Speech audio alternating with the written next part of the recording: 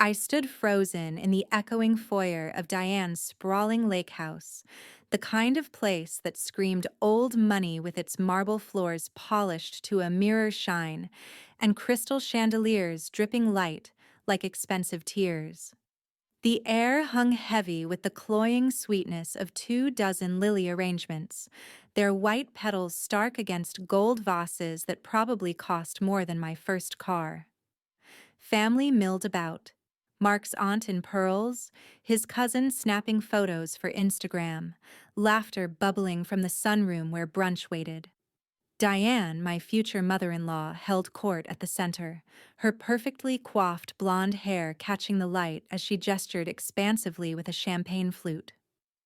"Our family doesn't do small weddings, dear," she said, her voice smooth as silk, but edged with that familiar condescension, loud enough for everyone to hear. She fixed her blue eyes on me, smiling like she was delivering wisdom from on high.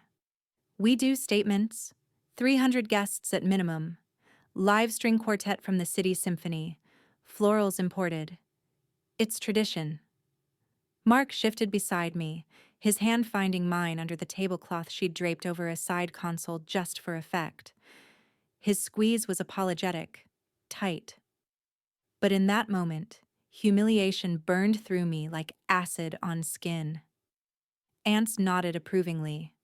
His sister smirked from across the room. I was the outsider, the practical one who dared suggest a backyard ceremony with 50 close friends. Diane's words landed like a public verdict. My ideas weren't worthy. I'd met Mark 3 years earlier at a mutual friend's rooftop barbecue in the city. He was quiet amid the noise, nursing a beer while others shouted over the music. And we talked for hours about books, his love for historical fiction, my obsession with quiet mysteries.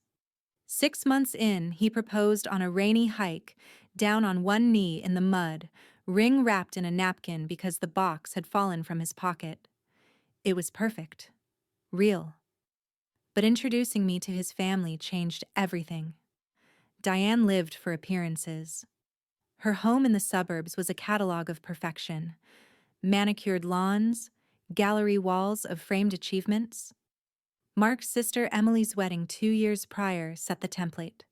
A 3-day affair at a vineyard estate. 500 guests, fireworks over the lake at midnight, a cake with edible gold leaf that fed no one because everyone was too stuffed from the lobster towers. Cost? Over $200,000, whispered figures I'd overheard. Emily's dress alone rivaled a car payment. My vision was different. Intimate. Us exchanging vows at sunset on a local beach, feet in the sand, followed by a potluck dinner where friends brought dishes from their cultures. Jollof rice from my Nigerian roots, grilled meats from Mark's American backyard barbecues. Budget, $5,000 max. Meaningful. But from the first family dinner, Diane redirected. "Oh, honey," she'd said then, patting my hand like I was a child dreaming too small. "Mark deserves grandeur. His grandfather's wedding had 400. We uphold that." Mark nodded along, uncomfortable but silent. I adapted, as always. Patterns revealed themselves slowly, like cracks in fine china. Mark's brother Tom bought a starter home last year. Diane and her husband gifted $50,000 down payment, no strings. Emily's startup boutique, seed money flowed freely, forgiven when it folded. Mark's ventures, a failed food truck, then app idea, got endless pep talks and loans from the family trust. Me? When I mentioned saving for our future, Diane suggested I contribute more to wedding funds. Never outright neglect, but a steady tilt. Her children first, always. I was the patient one, the responsible. Growing up in Port Harcourt, then moving to the States for university, I'd learned early to observe, adapt, endure. My parents worked tirelessly, dad engineering bridges, mom nursing shifts. But favoritism crept in there too, with my younger brother getting the breaks. I paid my own tuition, built my analyst career brick by career brick. With Mark, I handled realities, budgeting our dates, negotiating his lease when business dipped, celebrating my promotions quietly while family fixated on his potential. Milestones blurred into slights. My 30th birthday, a solo cake at work. Diane scheduled a family lake weekend that clashed, accidentally. My marathon finish, 42 kilometers through pounding rain. I shared photos. Response was impressive, but Emily's half marathon was faster. Ignored. My debt-free status after years of side gigs, the home we closed on together, my role in landing Mark's stable job through my network. Emotional injustice escalated. Holiday toast last Christmas. Diane raised her glass to Emily's new baby announcement. Tom's promotion. Mark's turn. To new beginnings. Vague nod to his latest idea. Mine? Skipped. I smiled, throat tight, noting the pattern in a journal I'd started. Dates, quotes, witnesses. Turning point hit 4 months before our planned date. I'd created a shared digital wedding board, Pinterest saves of simple arches, beach permits, guest lists capped at 50. Logging in one evening, changes glared. My beach venue? Deleted. Replaced by a gilded ballroom 200 miles away, $15,000 deposit. Florist inquiries? Mine for wildflowers swapped for orchids at $2,000 per centerpiece. Comments from family cord. Mark needs elegance. Keep it classy. IP logs traced to Diane's lake house Wi-Fi. Deeper dive. She'd friended our vendors on social media, posing as planning lead. Email chains forwarded to herself, bypassing me. Bank app pinged. Charges on Mark's card for consults. A line item she'd added as authorized user without asking. The receipts mounted. Transaction IDS for venue holds. Screenshots of deleted invites I'd designed.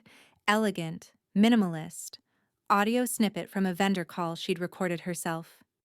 Yes, the couple wants grand. Ignore the bride's notes. Undeniable proof, compiled in a folder over weeks. I showed Mark. He paled, then nodded. She's always like this, but this crosses lines. Confrontation brewed. We chose brunch at the lake house. Neutral, populated. Sun streamed through French doors, quiche golden, mimosas bubbling in flutes etched with family initials. Emily chattered about her nursery. Tom checked stocks on his phone. Diane presided, napkin folded precisely. Conversation lulled. I breathed steady. Diane, about the wedding plans. Heads turned. She lit up. Yes, dear. The ballroom confirmation came. Gorgeous crystal chandeliers. Mark cleared his throat. I slid the folder across linen. We've eloped. Forks clattered. Diane's flute tilted, orange juice pooling. Elope? That's rash. Our family? Your family doesn't do small weddings, I said, voice level, calm as lake water. But your son does. She flipped open pages. Gasps from aunts. Mark's father peered over. Emily whispered, What is that? Email chains first. Her deletions time-stamped. You overrode our board. Booked without consent. Diane's lips thinned. Helping. Weddings overwhelm. Mark and I planned intimate, I continued. Vendor logs next. You posed as lead. Charged $4,200 already. Bank statements. Her authorized line glowing. Mark nodded. Mom, why? Silence pressed. His father. Diane? She closed folder. Exaggerated. Tradition matters. Facts exposed her. No yell. I let silence work. Her fidgeting, Emily's averted eyes. We married Friday, courthouse, beach dinner after, friends only. Murmurs peaked. Diane. Without us? You made it yours, I said. We reclaimed ours. Mark rose, hand to me. No more input. We left, gravel crunching under tires. Air fresh, free. Life unfolded peacefully. Our home, cozy, bookshelves groaning, kitchen scented with shared meals. Mark thrived at work, crediting our balance. Diane emailed sparsely, polite inquiries. We replied measured, met for coffee rarely. Quiet success, promotions, travels on our terms, laughter unscripted, boundaries held, peace earned.